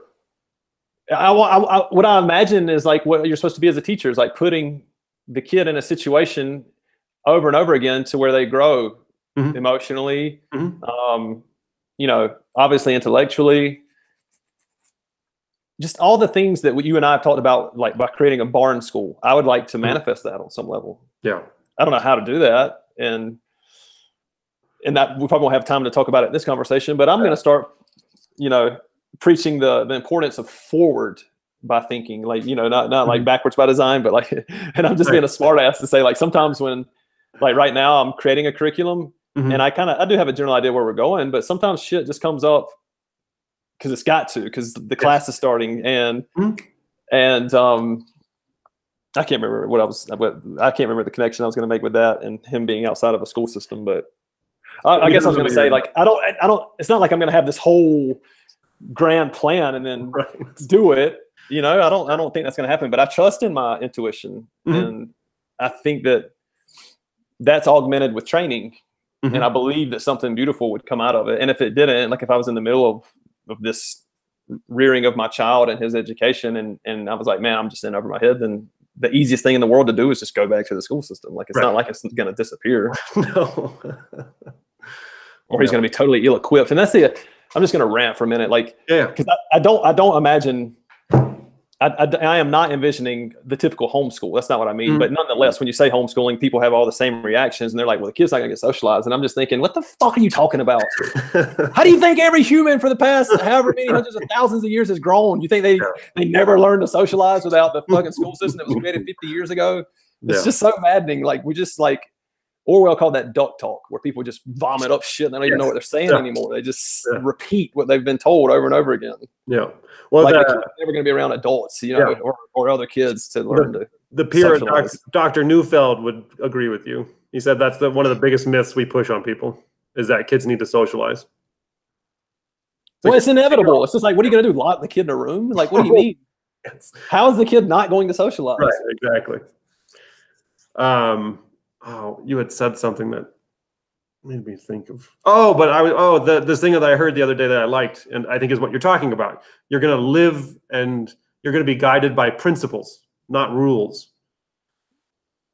And that's how you don't have this master plan, but you have a master set of principles that you will live your life according to, and they might change, and then you'll adjust and all that stuff. So yeah, I think a lot of times we try to be too rigid with things, and it should be flexible and it should be, well, shit, I just read this article yesterday. It's pretty cool. Let's talk about that today. You know, great. Great. Yeah. Well, see, and that's the thing, because when I'm doing my best job as a teacher in that setting, it's because I've managed to take what I'm naturally interested in and make clear, passionate connection. And I say the passionate part because you have to infuse the content with what you personally enjoy. And I think if you can't do that, you do lose kids along the way. Even in the so-called, I'm not going down that path. There's too many. But I lost it. What were you saying? We were talking about the principles, but what was it? I read this cool thing, sharing your passion, or like not being. Oh yeah, and I was making a joke about the forward by design thing, but the reason I was thinking about that is because, like, with the IB and NYP, which I like, but it's trying to prescribe everything. And it's trying, and schools are trying to do it in such a way that they want everything. It's the fucking factory system. They think that you can just backwards plan and the shit's going to work out. That's bullshit. Like, backwards planning is a good idea. Of course it is. But if you're not willing to throw that shit out the window in the middle of class, then it's useless to me. Cause like, that's just not what life is. It's just too formulaic. Like, I think that it's great to have a backwards by design idea and then be willing to totally scrap that shit when you need to. Yeah. Well, you want a structure, you want a foundation, and then you go from there. Yeah. And that's the part that's left out of all these workshops that I'm constantly sitting in, where they're trying to show someone how to write a statement of inquiry and all this. And it's like, yeah, we're going to spend 3 hours doing this. Really? Yep. And we're not going to talk about pure orientation, because then it won't matter. What inquiry I put up, they're not going to give a shit. Yeah. Go ahead. Well, I just, as I'm just going back to so many things that you've said, and you were talking about the French earlier, and like, I've only seen one. I'm sure all their schools don't do this, but I was watching a documentary, and in this one school, the kids, the way they sit down and eat lunch together, and the way they're all responsible to clean up and everything, it's just like, my gosh, that's the kind of thing. That's what I want my kid to be a part of, like that. Sure. There's this cool school. Have you ever heard of High School High or High Tech High? High Tech High? Yeah, I have actually. I think I have. That's like the design school in the U.S. Yeah, it's in San Diego, and so they have middle schools and they have elementary schools, which I wasn't aware of. I found. So I went to a conference, the ASA conference, and so that was one of the sessions I went to. And what was cool, and they were talking about project-based learning and like authentic something, blah, blah. But that wasn't the point that I really took home. What she was saying, that they interviewed some of their graduates, and they asked them, like, did you think you were more prepared for college, or like you felt better adjusted than some of the people that you worked with? And this one kid, I thought this was so cool. He said, yeah, I know he felt like he was way more prepared and way, like college was just easier, quote unquote, for him than other kids. And when they asked him why, he said, because he saw so many adults share their intellectual passion with him at school. And I was like, yes, yes. Like, you want to be surrounded by adults who are excited about learning, who are excited about ideas, and who are willing to share their passions about that with you. And I think that's it. That's the formula, is like, you have to be a grown-up. You have to be a grown-up person to be a good teacher. You have to be passionate about things, and then you need to share that. And so I think for some teachers who maybe are adults, and then they don't like reading, and they don't like math, and they don't like writing, and then they are just teaching these things that they're not interested in. And then every so often they get this little topic like poetry, and they're like, oh, I love poetry. And then for 2 weeks, they're the greatest goddamn teacher in the world because they give a shit about it. And then they can't, and then it's hard for them to put the pieces together. They're like, I don't know, my kids were really interested in poetry. It was weird. They just really love poetry, these kids. I'm like, no, that's not it. It's because you finally gave a shit for 2 weeks. It's just like... So yeah, that's the order. You got to be an adult and then be interested in things, and then I think the kids are going to be fine. They really are, because people will learn shit. It's amazing. Like, we really get up in arms over reading. I'm like, but dude, we figured it out, guys. Like 100% of people read. What do you mean? Well, like, they get soup, like in elementary, we get soup. Oh, they got to be reading by 7. Really? Do they? I don't know if they have to. You don't want to put that over everything. I want kids to, be thinking about other stuff that's more important than reading at 7. I want them to be playing the whole day. And at some point, they'll learn how to read, because we're going to teach them phonics, and we're going to read to them, and books are going to be really, really important to the community. But I'm not going to freak out and make someone hate reading because they're not ready for it yet. Yeah, I think that's too. When we were talking about the self-esteem thing, like, how many kids start to feel bad because they're not cognitively in the same place. They're not going to pick it up. Maybe that just wasn't the time, but they're in grade. I don't know when kids learn to read now. Kindergarten, probably, right? Start to shove down their throat in kindergarten. Yep. Yeah, I'm just against lots of things. Honestly, this is the craziest part, and I know this would make people freak out, but I just think that for the early development, and I have a total lack of understanding here. Obviously, my whole career as a teacher has been from like middle school up. Yeah. But the research that I have done talks about how important play is. Like you were just talking about play, and not types of play where they've been given the rules, where the type of play where they just make the shit up and play and act out these scenarios and have freedom to explore. Like that's what's important to me. And I know that early on, that's where I'm going to be focused tremendously. Yeah. But that's one thing I have to say, like, because I teach the age group I've never been in the situation where I'm trying to teach a kid to read. Like I've obviously improved literacy, but I've never been the teacher and, you know, like at your grade levels where you're literally teaching kids to read. I haven't, but thank God. So they're usually through second grade. Usually what the term is you learn how to read until second grade, and then you read to learn from third grade on. And is that great? Because again, I know we've said the same thing before, but I thought that in like Norway or wherever, you know, education is supposed to be the way it is. Like, in other words, the way in the places where education is we're aspiring to be. Yeah. Don't they wait really late compared to us to start reading? Oh, for sure. Yeah. So I've been told, yeah. I've never taken the time to look that up and read it. But no, neither have I. Only from the various posts on Facebook that maybe I saw the title of have I made that determination. But I'm pretty sure I think I've read some articles in like a master's course or something about that. Yeah, like if I had to say what's more important to me, I'd rather put my kid in a bilingual, trilingual setting so that by the time they're 7, they're speaking 2 or 3 languages. That's more important than my kid being totally literate at that point. Well, and then just think about all the other connections they're ever going to be able to attach reading to. So it's just incredible. I think that's probably, I mean, I just came up with that thought now, but I'm sure other people have talked about this before, is that probably the more experiences in life you have, the easier it is for you to learn how to read, maybe. Like, because you can attach it to more things. And you can understand what the book is trying to tell you easier. Like, you can connect with the book more because you've lived it, and you're like, oh, okay, I understand what that is. And then that helps me because like my cognitive load is lessened or something like that.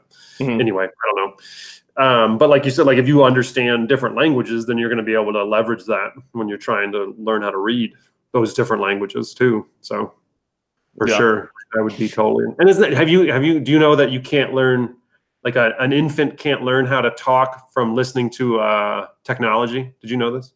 No, I did not. So like the TV does nothing. Nothing. Really? Nothing.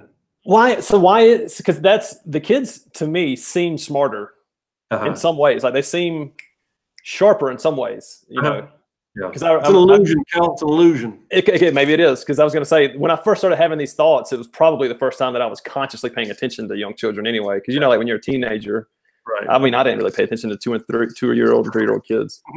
So when my friends started having children, I would pay attention. I'm like, damn, that kid seems smarter than we did back then. Like he's talking and he's 2 years old. Or, you know, I think it all depends. But like the TV doesn't help you learn language. Okay. Like our brain knows. So it's just like I was talking about before, where the brain knows you're texting someone. Like, so it understands that you are not actually getting a connection. You're not having a human connection. So you don't get the benefits from it. So it's just, there's something about the frequency or whatever's coming out of that speaker that tells the brain and the body that that is not a human voice, kind of thing. Which is cool. It is. Which is cool. So, but yeah, if you really want to get your mind blown about kids, have a second one. Well, I thought about that because I've never forgotten when you told me, my buddy in Korea who had a kid, and you were saying, as little as you know about having a child, he knows just as little as what it's like to have 2 children. And we had some friends over at the house yesterday, and they had 2 kids, and I was like, holy shit. I have no, like, one is actually manageable, isn't it? Like, but I can't imagine now, because if we have a second one, it's going to be pretty soon, right? Like, you would assume it's going to be like within 1, 2 to 3 years. That's typically what people do, right? That's going to be crazy. And there's just the differences in them. You're just going to be like, that's incredible. It's like, really? See, yeah, that's, like, I don't feel like I don't feel like that much has changed yet, but I feel like with a second kid, it would be insane. I feel like my whole life I'd be waking up at 4 a.m. or 5 a.m. to do my shit because I wouldn't just have any other moment, you know? Yeah. So, but it's good. Because, yeah, just the striking differences between children, it's just incredible. Especially, I mean, that have the same support system is just mind-boggling. I'd read something where parents could have, because of the random assortment of genes, you could actually have up to 1 million different kids. like genetically different or something like that, which is crazy. I know that we've said this before, but I like to keep going down this path over and over again. Okay. Feed a fed horse. That's the new safe. As I tell you that, I'm about to lose what I was just. Yeah. Here's what I was going to say. Going back to what we were saying about not being in the system, right? Mm-hmm. Like, I'm going to ask it rhetorically. What is the point of the school system? Like, are we trying to create the most well-rounded kid so they can pick any career? Because then what I'm thinking is, you know, like right now, I want to learn how to create passive income for myself. Mm-hmm. I never learned that in school. Have no idea, you know, but I've been given certain abilities that I can access the internet and teach myself how to do that, right? Yeah. But in the same way, wouldn't it be great if you had the time that you could give and you are a professional teacher? And so with your child or a small group of children, you could tailor the curriculum. Like, what is the point of school? Like, if my kid wants to fucking own rental properties one day and he learns how to read, maybe my goal is just to put those things in his path and manifest them. And then by the time he's 18, 19, 20, maybe he's on that path. Like, that's what I'm saying. Like, what is the point of going to school for 12 years? And then at the end of it, you're like, okay, now what would I like to do forward in life? Like, I don't know. I mean, I still am not certain that I know what the point of our school system is. You mean the North American school system? Yeah. I think I think I've said this before. I think the point of our North American school system is to allow parents to work. Okay. There you go. I think point blank, I think that is the purpose. So, and then from there, that's right. Because you were the one who was telling me that after like 12 o'clock, we're totally useless, but we keep it anyway. No one gives a shit about the brain. No one cares. We're like, just ignore it. Just ignore it. Shh. We're just going to keep, because what is just horrifying is like this idea of the illusion of learning. Like, you're able, like just reflect on your own schooling. Like, I did really well in school. I got a scholarship. I didn't learn anything. Like, really. Like, I can't. I don't know. I can't tell you what I learned in school. Like, really learned and kept with me and used. Like, I don't know, and I don't know what I learned at home. You know what I mean? Like, I'm not able to parse through that at all. And so, I don't know. I think now, like, it's the purpose of of school should be that the graduate of your school should understand what it means to live a good life and a good human life, and how to cope with all the things that are around us that will take us out of that, I guess. And I don't care about like belief systems and left versus right and any of that shit. Like, you know, believe what you want to believe, just understand. Like, I want people to be, I guess if you talk about like human development and like adult development, I would want every kid, like every 18-year-old, to be at least in what's called self-authoring, where they have their own internal checklists of belief systems. They have complete empathy with someone else's point of view. They're able to understand things. They know that life is complex and that systems are complex and there's gray everywhere. Like, there's almost no black and white. That's what I want. That's what I want school to, and I would like to design school or design experiences in which you do that, and in which you do accept that, you know, there's a reason people did vote for Trump. Maybe you disagree with it and you think it's wrong, but you at least take the time to go, okay, well, shit, the kids that went to my high school who never left Spring Hill and never went to college and are online all the time and like haven't learned how to think and learn about life, of course they're going to be swept one way or the other, you know, and to try to truly understand things instead of just reacting with anger and hate and stuff towards people. I think an 18-year-old should be able to do that. I think that we should be able to adjust things in order to help kids do that. Because I know I've talked about, and I'm rambling here at this point, but like with metacognition, like I had read somewhere where that doesn't start till you're 12. But like I've seen my daughter do that. She's 5. Like she talks about her thinking a lot. And so I'm wondering, like, is that illusionary, like what she's doing there? Like, is she just kind of parroting back things I say, which is fine, because then at some point she'll internalize that and be able to do that. Yeah. But I also think too that we haven't purposely really tried to develop humans, like in the most positive meaning of that. I don't think we've taken the time. I mean, I even wonder, like with Finland, if they just got super lucky with stuff. Like if they just kind of did this and this and this and kind of everything worked out well, you know what I mean? Mhm. Like, I don't know if we have purposefully really sat down and go, okay, let's think about what is this, what humans do we actually want and how do we get there? Instead of what content do we want? I just want, because I would do like mental models and foundation of knowledge and all that crap. And then have them just go from there. Kind of thing. But now I'm just going off here. As I'm apt to do. Yeah, so I mean, I know probably wind this down in a minute. I got to get off, but that, yeah, I mean, when you say that it's made so people can work, and it's just getting harder and harder for me to participate in it. Yeah, I don't know. But if we can change it, just how powerful would that be? So, like, really, because you have this system that kids are going into. But I don't think I can. I feel totally, like, again, that's another, probably more of a reflection of where I'm working, but I feel totally disempowered. I don't feel like, and I don't even think that people want to change. Right. I think people like to talk about wanting to change because you're supposed to do that. We're adult talking again. We're pretending. We're all doing our ape thing where we, say the thing we're supposed to say, but I don't think people really want to change it, especially the stakeholders who pay for it, which is the parents. Mm-hmm. Well, then most people who are leaders have grown up within the system, so they're not going to change it. Mm. Most. So like the system has approved of them the whole way up, right? Mm-hmm. And so if you have grown up within the system and you have been promoted by the system, it's very hard to change the system. It's just like when you were talking about teaching something you're passionate about, like one thing that my school is really pushing, which I actually like it, is called entrepreneurial thinking. Okay. But I'm a fucking teacher. You're not gonna learn that from me.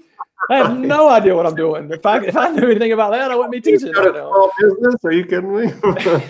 What? Yeah. Don't you think I would have done that? Yeah. Which I actually am. This is like my Zen judo move. Like, this is when I really love my job. Like when I'm using stuff that I'm into anyway in class, in the same way, I'm going to use that to learn how to do that shit. And I'm going to take that real thought and like learn that stuff. It's your passive income. Yeah. Hell yeah.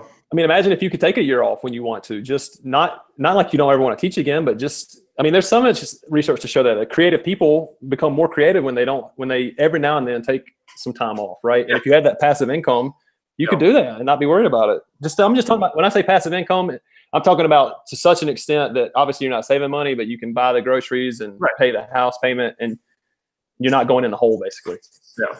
Well, I think that idea of a sabbatical and taking a year off, I mean, if I ever created anything that was like an institution, is like that would be part of it.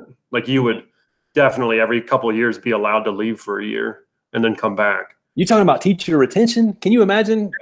Yeah. If you were like on year 4 or 5 and you're getting tired of it, and they're like, yeah, but year 6 or 7 is that sabbatical year, and God, that would be. Or you just want to take your kids on a trip for a year, Like, great, super, awesome, have fun. We'll see you in a year.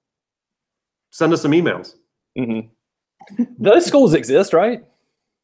There are places who do sabbaticals. I think so, yeah. And I'm not even. Yeah, I just mean that level of care, and something else because I am inclined to conspiracies, as I've said. There's this idea that the elite receive a totally different education than everyone else, and that probably is true. But I mean, I'm working with some pretty elite people in every country I go to, and I'm the one teaching them, so I know what kind of education they're getting, and it's not that different, No, it's not like they're teaching these kids how to make $1 billion, like, because obviously we're teachers, we don't know how to do that. Yeah. And in no less than 3 countries, I've taught kids who are one person away from a former president. You know what I mean? Like, even right now, I've got 2 kids in my class right now in grade 8 who are one person away from 2 former presidents. Right. Yeah. Like it's an uncle or it's a grandfather. You know what I mean? So, I mean, my point being, I'm working at elite schools. Maybe they're not the most elite in the world, but they're the most elite for the various countries I've been to, and their education is not that different. And I guess I'm just saying that because when you're talking about, I'm trying to imagine where are these institutions where they do care so much about people that they do take a year off. And I was thinking it would be some ultra elite, boarding school or something like that. But then boarding schools, I mean, that's where Lord of the Flies come from. So if you want to talk about peer orientation, I've seen it, dude. I think I've told you this. I was a house parent, basically. I was an assistant with a house parent with 40 kids, 40 boys from grade 6 to 11. I want you to imagine this. It was fucking crazy. Crazy. Yeah. I mean, and that's what I was telling you. I've seen kids in grade 5. In this case, it was kids in grade 6 who they'll never see their parents again. I became their parent. You know what I mean? Like they'll see them in the summer and the breaks, but they're gone forever. They'll never be back home, really. That's crazy, man. Yeah. Insane. And like, because you talk about conspiracy theories, and I think the one thing we like conspiracy theories is it makes us feel like someone's in control. Okay. You know, and then really it's just a shit show. That's like, even more terrifying, isn't it? It is. And so many people don't know what they're doing. Like, that's the other thing I'm getting to. It's like, I just think there's so many people who are just like, fuck it. Like, I don't know. I'm doing the best I can. And, and they can't even verbalize that they don't know what the hell they're doing. Like, they have such confidence in what they're doing, and it's just so wrong, but they don't know it. And so it's just, and then like their interpretations of things and like where all these ideas that get all mashed up. And I think that we created these systems. This is one of the points that like someone made like in the intellectual dark web or whatever. Is like all of these systems that we have were created before Darwin came up with the theory of evolution. I mean, think about that.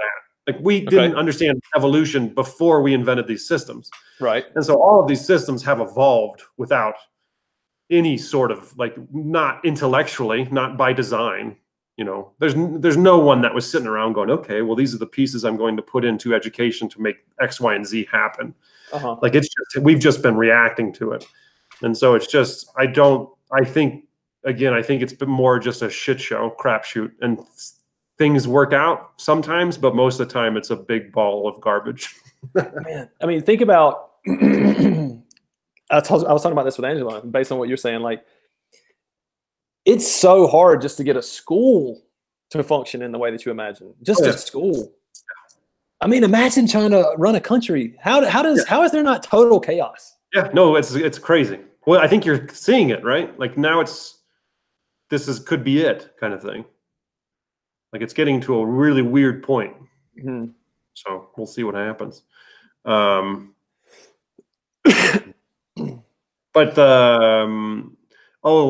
going to the systems thinking thing. Did I tell you this? This Compass Education. It's like systems practices or whatever. And one of the things I've noticed, and I'm going to kind of bring up in the training because it's next week, is like a lot of times they talk about using all of these systems thinking skills with our students. I'm like, I think the first thing we need to do is use them as a school, like as the adults. Like we need to understand the system of schooling and of our classrooms and of our grade levels, and we need to help adults have these conversations and understand it, and then maybe we can pass it on to the kids. But to have like my 5th graders do like really deep abstracted thought about air pollution, like I mean, I guess we could do that, but really I'd rather have the adults that are at school like understand what the hell we're doing and like why we're doing it and how they fit into it and what they're doing to disrupt it or to encourage it or whatever. So we'll see. But like this kind of connects back to the whole idea about student-centered. It has to be with the kids, and it's about the kids doing the stuff. And I'm like, I don't think so anymore. I think it's more like we need to understand what the hell we're doing. And if we can, then that's going to help the kids way more than me giving them the Compass tool to have them think about pollution kind of thing. What a weird time to be a teacher when the least important thing seems to be the teacher. Yes. Right? Yeah.